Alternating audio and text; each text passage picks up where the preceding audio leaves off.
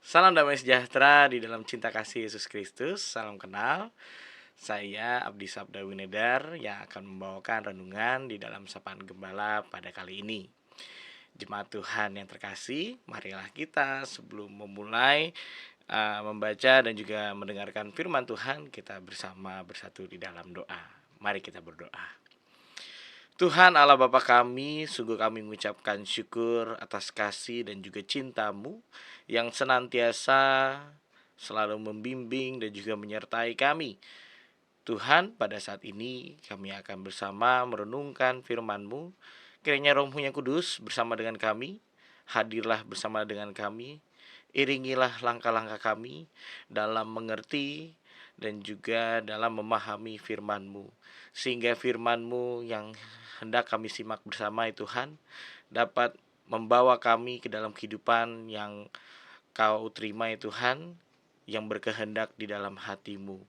Pimpinlah kami Tuhan, tolonglah kami telah siap untuk membaca firman-Mu. Hanya di dalam nama Tuhan kami Yesus Kristus kami berdoa. Amin. Saudara-saudara yang terkasih, kita bersama akan membaca dalam Yosua pasal yang ke-14 ayat 6 sampai dengan yang ke-15. Bersama kita akan membaca dari Yosua pasal yang ke-14 ayat 6 sampai dengan yang ke-15. Saya akan membacakannya untuk kita semua. Lembaga Alkitab Indonesia memberikan judul Kaleb mendapat Hebron. Bani Yehuda datang menghadap Yosua di Gilgal. Pada waktu itu berkatalah Kaleb bin Yefune orang Kenas itu kepadanya, "Engkau tahu firman yang diucapkan Tuhan kepada Musa, abdi Allah itu, tentang aku dan tentang engkau di Kades Barnea. Aku berumur 40 tahun ketika aku disuruh Musa, hamba Tuhan itu, dari Kades Barnea untuk mengintai negeri ini. Dan aku pulang membawa kabar kepadanya yang sejujur-jujurnya. Sedang saudara-saudaraku yang bersama pergi ke sana dengan aku membuat tawar hati bangsa itu. Aku tetap mengikuti Tuhan Allahku dengan sepenuh hati." Pada waktu itu Musa bersumpah katanya, "Sesungguhnya tanah yang diinjak oleh kakimu itu akan menjadi milik pusakamu dan anak-anakmu sampai selama-lamanya. Sebab engkau tetap mengikuti Tuhan Allahku dengan sepenuh hati. Jadi sekarang sesungguhnya Tuhan telah memelihara hidupku seperti yang dijanjikannya.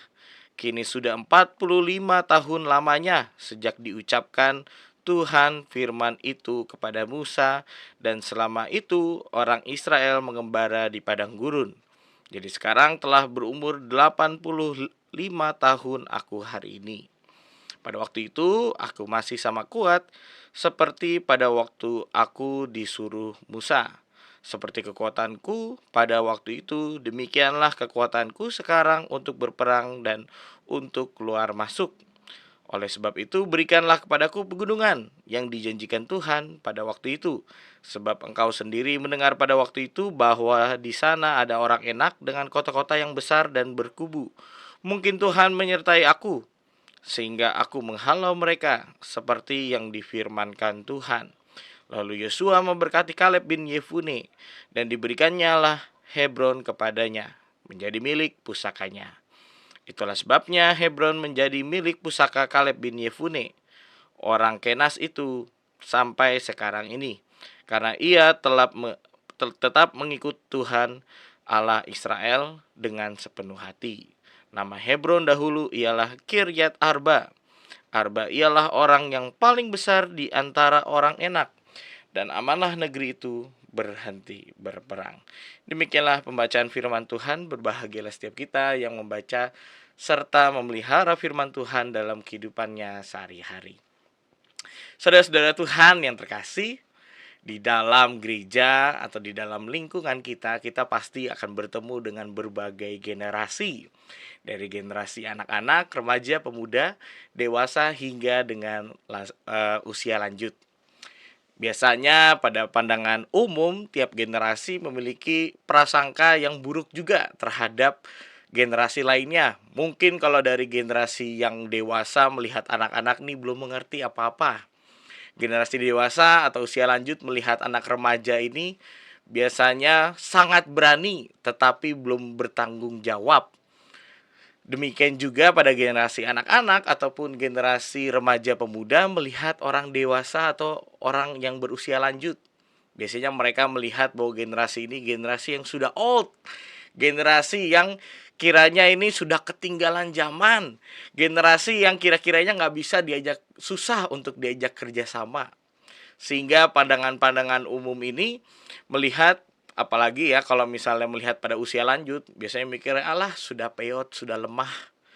Yang mereka ini usia yang sebetulnya yang paling banyak membutuhkan pertolongan, dianggap waktunya sudah habis. Namun saudara-saudara, apakah benar demikian? Apakah setiap generasi tidak memiliki kesempatan yang sama untuk dapat berkarya? Apakah setiap generasi tidak memiliki kesempatan untuk berbuat sesuatu? Saudara-saudara yang terkasih, tidak ada istilahnya bagaimana setiap generasi pasti akan memiliki waktu, akan memiliki kesempatan yang sama untuk berkarya. Setiap generasi walaupun yang sudah tua sekalipun mempunyai kesempatan yang sama untuk berkarya. Mari kita simak baik-baik dari teks yang sudah kita baca tadi. Saudara-saudara yang terkasih, Kaleb adalah salah satu utusan Tuhan yang diutus oleh Musa untuk mengintai tanah Kanaan, tanah yang sudah dijanjikan oleh Tuhan kepada bangsa Israel. Nah, di saat rekan-rekan lainnya pada waktu itu ada 12 orang yang mengintai. Yosua dan Kaleb hanya mereka berdua yang melihat bahwa tanah yang dijanjikan itu sungguh luar biasa. Hebatnya sungguh luar biasa, kaya akan madu dan juga susu dikatakannya. Namun 10 orang yang lainnya melihat bahwa tanah yang Kanaan itu sungguh mustahil untuk dapat dikuasai. 10 orang lainnya melihat secara kacamata negatif, namun Yosua dan Kaleb melihatnya secara kacamata positif. Hingga kalau misalnya kita melihat kembali dalam Bilangan 14 ayat 6 sampai dengan 9, dikatakan Yosua dan Kaleb sampai mengoyakkan bajunya. Mereka sampai betul-betul bilang bahwa kalau misalnya kita ini tetap setia kepada Tuhan, mendengarkan perintahnya dan juga taat kepadanya, tentu tanah yang dijanjikan ini akan menjadi milik orang Israel pada saat itu. Sehingga saudara-saudara yang terkasih, iman yang dimiliki oleh Yosua, iman yang dimiliki oleh Kaleb membuat diri mereka menjadi mereka mau meyakinkan orang-orang di sana bahwa tanah yang dijanjikan oleh Tuhan, Tuhanlah yang sudah berjanji pasti akan diberikan kepada mereka. Karya yang dilakukan oleh Kaleb tidak hanya sampai di situ saja, saudara-saudara. Kaleb sangat setia kepada Tuhan hingga ia berusia 85 tahun lamanya. Dikatakan dia sudah memiliki iman dan kepercayaan yang sudah dibentuk dan bertumbuh selama 45 tahun semenjak ia diutus menjadi pengintai. Di dalam usianya yang mungkin sudah menua, Kaleb tetap semangat, Kaleb tetap beriman, Kaleb selalu mengingat akan janji Tuhan. Kaleb tidak pernah tidak setia. Ia justru memiliki hati dan pikiran yang selalu tertuju kepada Tuhan.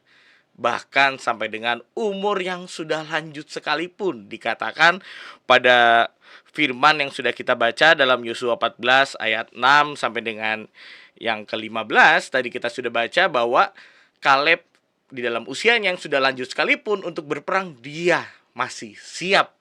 Dia merasa dirinya masih mampu. Dia merasa dirinya pasti akan tetap maju untuk membela Tuhan.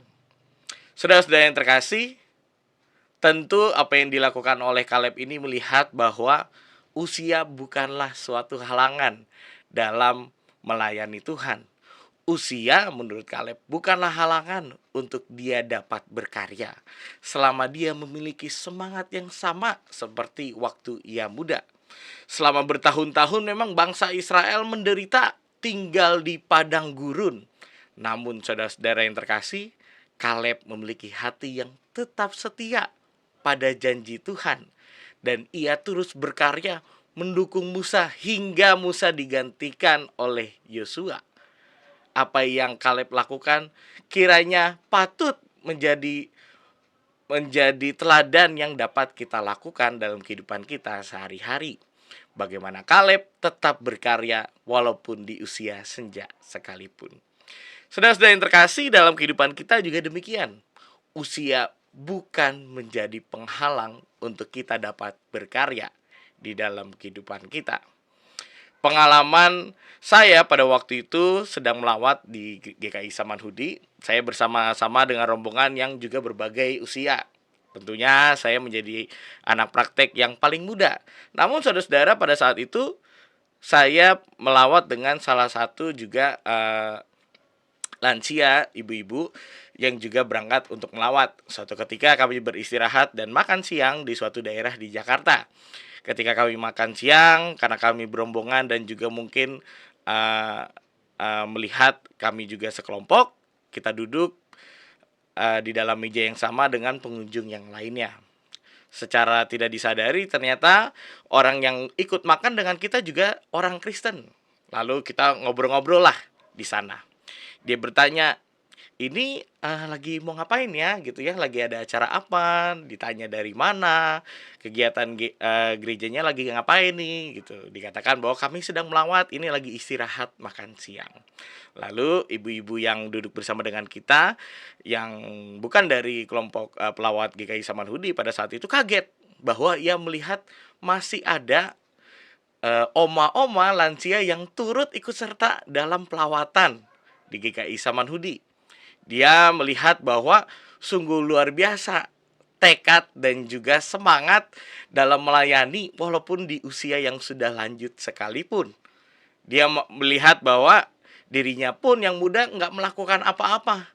Berbeda jauh dengan oma-oma yang walaupun sudah berusia lanjut, mungkin juga kalau jalan juga masih suka dituntun, naik mobil juga masih harus ditolong.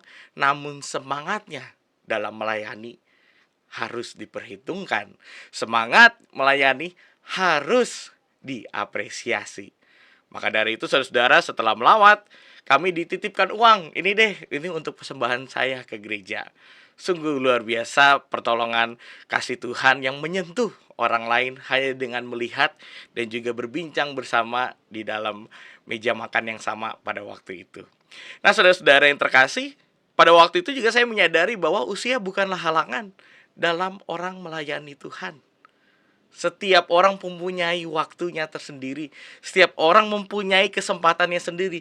Namun satu saudara-saudara, semangat dalam melayani Tuhan harus terus bertumbuh, harus terus dibangun. Bahkan dari usia yang muda sekalipun. Baik di gereja kita, di gereja masing-masing kita memberikan suatu kesempatan yang sama di dalam berbagai jenjang usia. Kita memberikan waktu, kesempatan yang sama kepada anak-anak kita untuk juga boleh berkarya, boleh melayani Tuhan dalam kelebihan dan juga dalam talenta yang mereka miliki. Boleh kita memberikan peluang yang sama kepada anak remaja, pemuda dan juga lainnya. Sekalipun itu mereka memiliki suatu kebutuhan khusus. Kita memberikan peluang yang sama. Gereja seharusnya memberi ruang untuk dapat melayani berbagai jenjang usia, berbagai macam latar belakang.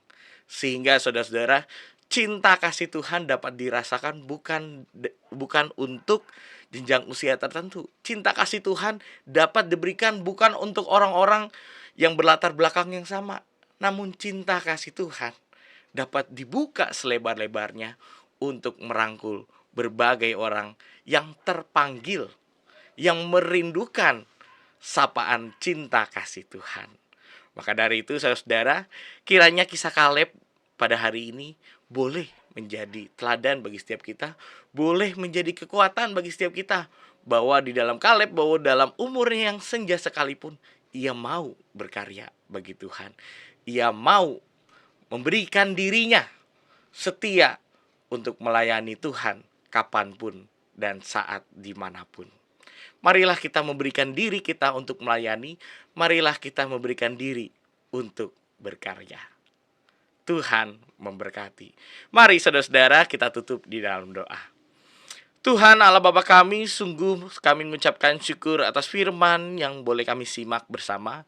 Kiranya teladan dari Kaleb senantiasa dapat menguatkan setiap kami. Kami juga yakin dan percaya Tuhan juga turut menyertai setiap orang yang setia akan dirimu. Kami yakin dan percaya Tuhan juga akan membimbing orang-orang yang mau melayanimu, mau setia kepadamu. Pimpinlah langkah-langkah setiap kami, kuatkan langkah-langkah kami, kuatkan hati dan iman kami, sehingga kami pun siap dan sigap untuk melayanimu dimanapun dan saat kapanpun. Terima kasih Tuhan, hanya di dalam nama Tuhan kami Yesus Kristus kami berdoa dan mengucapkan syukur. Haleluya, amin. Terima kasih sudah mengikuti Sapaan Gembala. Tuhan Yesus memberkati.